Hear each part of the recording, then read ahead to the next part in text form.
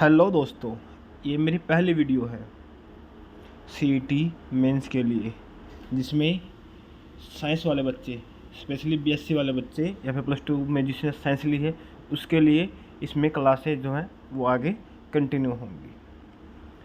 आगे क्लासें कंटिन्यू करने से पहले हमें सिलेबस का ज्ञान होना ज़रूरी है कि हम जो एग्ज़ाम देंगे उसमें हमारा क्या क्या सिलेबस आएगा, कौन कौन सा इम्पोर्टेंट है, वो हमें क्या क्या उसमें करना है। तो चलिए एक ओवरलुक करते हैं सिलेबस के ऊपर। जो ग्रुप नंबर 25 है सीईटी का, वो इसी ग्रुप का है जिसमें पीसीबी फिजिक्स केमिस्ट्री का जिक्र होता है, जिसमें फिजिक्स केमिस्ट्री का सिलेबस आता है।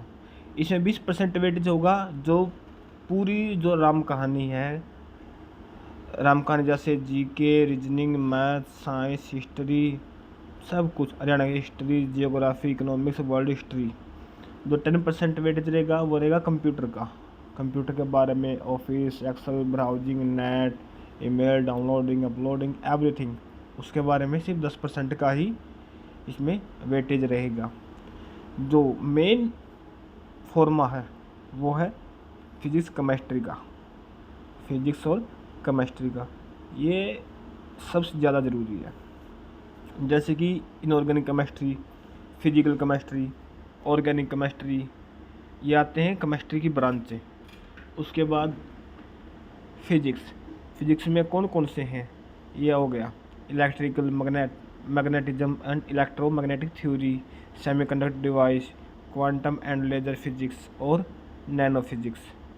ये सब बीएससी लेवल का एग्ज़ाम है। ये +2 लेवल का एग्ज़ाम नहीं है, लेकिन +2 में जो अच्छे से पढ़ा होगा वो इस एग्ज़ाम को +2 के बेस पे भी क्वालिफाई कर सकता है। कोई ज़्यादा लंबी चौड़ी बात नहीं है। अब जैसे कि इनऑर्गेनिक केमिस्ट्री है, इनऑर्गेनिक केमिस्ट्री में से क्या क्या इंपॉर्टेंट है। जो सबसे ज़्यादा इम्पोर्टेंट है वो है पीरियोडिक टेबल, क्योंकि पीरियोडिक टेबल में से ही सबसे ज़्यादा ऑप्शन टाइप क्वेश्चन बन सकते हैं केमिस्ट्री के अंदर, इनऑर्गेनिक केमिस्ट्री के अंदर। S block, P block, D block, F block, इनकी कॉन्फ़िगरेशन, नॉन मेटल्स, डक्टिलिटी, इनकी प्रॉपर्टीज, कुछ भी पूछ लेगा। इलेक्ट्रॉनिक कॉन्फ़िगरेशन पूछ लेगा, वैलेंसी पूछ लेगा, कोवेलेंट बॉन्ड किसके साथ बनाता पूछ लेगा, shape, size, down to group, period, कितने पीरियड होते हैं, वो एग्जामिनर कुछ भी पूछ सकता है। लेकिन जो ज़्यादा क्वेश्चन बनेंगे वो सब पीरियोडिक टेबल में से ही बनेंगे। चलिए स्टार्ट करते हैं शुरू से। Atomic structure, idea of de Broglie matter. इसमें से क्या पूछेगा, उनका फार्मूला, या फिर एच की, एम की, वी की, या फिर पी की, जो भी लैम्डा की वैल्यू पूछ लेगा। एच इसमें प्लांक कांस्टेंट होता है, उसकी वैल्यू भी पूछ सकता है। उसके बाद atomic orbital, quantum number. Quantum number में क्या पूछेगा, क्वांटम नंबर कितने टाइप के होते हैं, एल की वैल्यू, एम की वैल्यू, ये ऐसे। साइज स्क्वायर में उनकी प्रॉपर्टी दे जाएगा, प्रॉपर्टी को आइडेंटिफाई करो। एसपीडीएफ ऑर्बिटल्स, इनकी configurations, effective nuclear charge selector rule. जो भी इनमें से आपको लगता है कि हाँ ये ऑप्शन टाइप बन सकता है। मैकेनिज्म वगैरह तो आएंगे ही नहीं, मैकेनिज्म में तो पूरा ड्रॉ करना होता है। सिर्फ ओनली वो जो एक लाइन में ही पूरे आंसर को जस्टिफाई कर दे, वो लाइन, या फिर फार्मूले, या फिर उनकी इलेक्ट्रॉनिक कॉन्फ़िगरेशन, वो।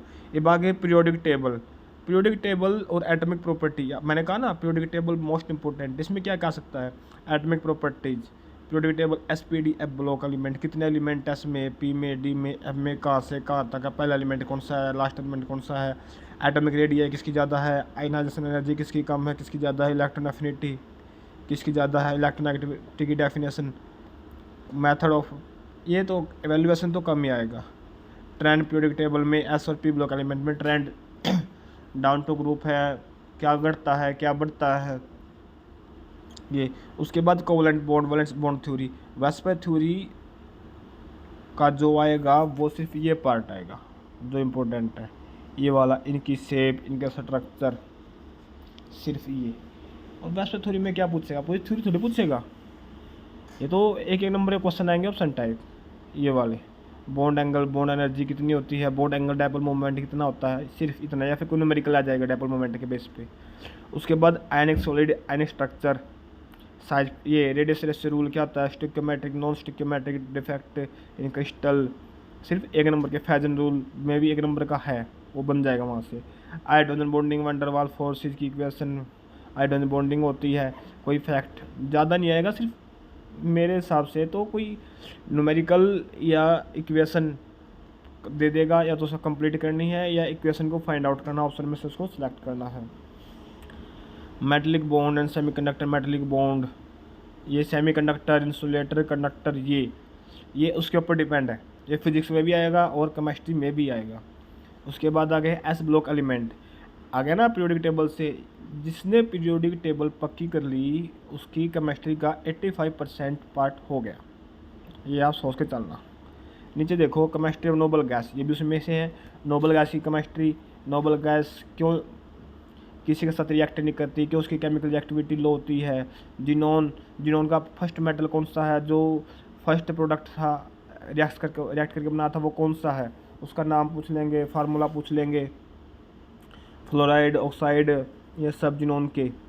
उसके बाद पी ब्लॉक एलिमेंट, मैंने कहा ना periodic table most important, boron family, hydrogen family, nitrogen family, oxygen family, halogen family, ये सब पी ब्लॉक के हैं। एस ब्लॉक ऊपर हो गया, पी ब्लॉक ये हो गया, और डी ब्लॉक के भी। डी ब्लॉक क्या होता है, एक ट्रांजिशन एलिमेंट होता है उसके अंदर, उसमें से भी क्वेश्चन आएगा। इसने बोला तो एस पी ब्लॉक ही दे रखा, लेकिन डी ब्लॉक को भी एक बार रिवाइज कर लेना, क्या पता उसमें से दे दे, क्योंकि उन्होंने दिया ना एलिमेंट कोऑर्डिनेशन कंपाउंड कि जो डी ब्लॉक है वो कोऑर्डिनेशन कंपाउंड बनाता है। कौन कौन बनाते हैं कोऑर्डिनेशन कंपाउंड, क्यों बनाते हैं। फिजिकल केमिस्ट्री में आ गया kinetic, molecular theory of gas, Maxwell, ये सब रियल गैस की इक्वेशन पूछ लेगा, कांस्टेंट पूछ लेगा, कांस्टेंट कौन सा इनमें से, इसकी आर की वैल्यू, बॉयल्स टेम्परेचर, सब नीचे critical phenomena, temperature, pressure, definition दे देगा 3-4 तरह की, उसमें से फाइंड आउट करनी है अच्छे वाली जो पूरी तरह से उस पर इक्वेशन पे फुलफिल बैठती है। लिक्विड स्टेट, लिक्विड की प्रॉपर्टीज, ये 7वीं 8वीं का जो साइंस है सॉल्यूशन लिक्विड, वो और जो 12th की सॉल्यूशन की वो है लिक्विड वाला, उसमें से अच्छा हो जाएगा, ये तो वैसे भी याद होगा। उसके बाद सॉलिड स्टेट, लिक्विड की आगे, सॉलिड की आगे, उसके ऊपर गैस की आगे, तीनों स्टेट आ गई ना। उसके बाद Bragg's law, X-ray diffraction, kinetic rate of reaction. Rate of reaction क्या होता है, ये कैसे इंक्रीज करता है, कैटलिस्ट इंक्रीज करता है, रेट ऑफ रिएक्शन। कांस्टेंट क्या होता है, डिस्ट्रीब्यूशन लॉ। उसके बाद ऑर्गेनिक केमिस्ट्री, ऑर्गेनिक केमिस्ट्री में सबसे ज़्यादा इम्पोर्टेंट क्या होता है ऑप्शन टाइप के लिए या एक नंबर वाले क्वेश्चन के लिए, सिर्फ एक चीज़ होती है, वो होता है IUPAC नेम, या फिर कोई भी इक्वेशन फार्मूला दे दिया उसकी नेमिंग करनी, general name, IPAC name, common name, कैसे भी दे देंगे। अब जैसे दे दिया उन्होंने chemical reaction of alkyne, halide, electrophiles, राइलाइड, अल्कोहल, एल्कीन, डाइन, ये इनके सिर्फ क्या आएंगे, IPAC नेम मोस्ट इंपॉर्टेंट है ऑर्गेनिक केमिस्ट्री में, ठीक है। या फिर इनके प्रोडक्ट, कोई इक्वेशन दे देगा पूरी, उस इक्वेशन को या तो हमें क्या करना है, इक्वेशन को कंप्लीट करना होगा, मेन तो वो होगा। IPAC नेम सबसे इसमें इम्पोर्टेंट है। उसके बाद क्लासिकल मैकेनिक्स, ये आ गई फिजिक्स। इसमें क्या होता है, classical mechanics, single system particles के बारे में होता है, मास सेंटर, MLT का फार्मूला पूछ लेगा, बस ये इतना इम्पोर्टेंट ऊपर वाला है। इसमें जो आएगा मेन तो MLT के फार्मूले आएंगे, electricity, magnetism and electromagnetic theory, ये क्या है, ये है फिजिक्स का जो पार्ट है। क्या पता ये रेशियो में डिवाइड नहीं है कि इतने नंबर की केमिस्ट्री आएगी, इतने नंबर की फिजिक्स आएगी, इतने नंबर की इनऑर्गेनिक ये आएगी, नहीं, ज़्यादा कुछ भी आ सकता है। ज़्यादा मेरे अकॉर्डिंग जो पार्ट आएगा वो आएगा या तो ऊपर वाला इनऑर्गेनिक में से, केमिस्ट्री में से, जो तीनों केमिस्ट्री है उसमें से ज़्यादा पार्ट आएगा, और फिजिक्स में से कम आएगा। मैग्नेटिक में क्या होता है, इलेक्ट्रोमैग्नेटिक होता है, Maxwell equation law, boundary law, basic idea, circuit आ गए, और इसमें बहुत सारे वो हैं जो थ्योरेटिकल है, जो जिसमें डेरिवेटिव होगा, लेकिन हमें डेरिवेशन तो करना ही नहीं है। एक नंबर का क्वेश्चन आएगा ऑप्शन टाइप, जैसे कि PN junction diode semiconductor device में आ जाए नीचे, PN जंक्शन डायोड क्या semiconductor device, PN junction NPN होता है, PN होता है, सैंडविच टाइप का होता है, CBCC मोड्स, ट्रांजिस्टर, एम्पलीफायर, ये जिसमें से भी लगे आपको कि ये एक नंबर का बन सकता है, उसी को वहीं से उठाओ और नोट डाउन कर लो। आगे क्या, quantum and laser physics, quantum laser physics में क्या होगा, लेज़र फिजिक्स के बारे में पूछ लेंगे कि भाई लेज़र क्या होती है, इसकी लेज़र कितने टाइप की है, कितनी डिस्कवर हो चुकी है, क्यों लेज़र का यूज हम किस लिए करते हैं, इसकी डिस्कवरी किसने की, कब की। 2 तरह की लेज़र होती है, 2-3 तरह की, हीलियम नियॉन लेज़र हो गई, रूबे लेज़र हो गई। रूबे लेज़र में क्रिस्टल यूज होता है। स्लिट है, स्लिट का क्या यूज होता है।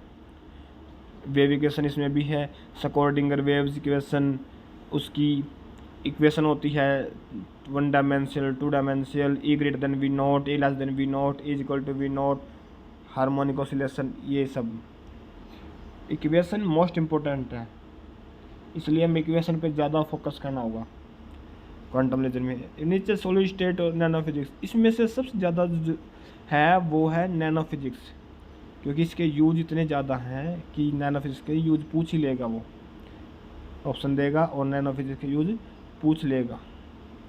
तो दोस्तों ये था हमारा सिलेबस फिजिक्स केमिस्ट्री का, जो ग्रुप नंबर 25 में पूछा जाना है, और मेरे हिसाब से इतना ही आएगा, इससे ज़्यादा तो कुछ आएगा नहीं, क्योंकि बीएससी जिसने कर ली उसको ये तो नॉर्मली याद भी होंगे,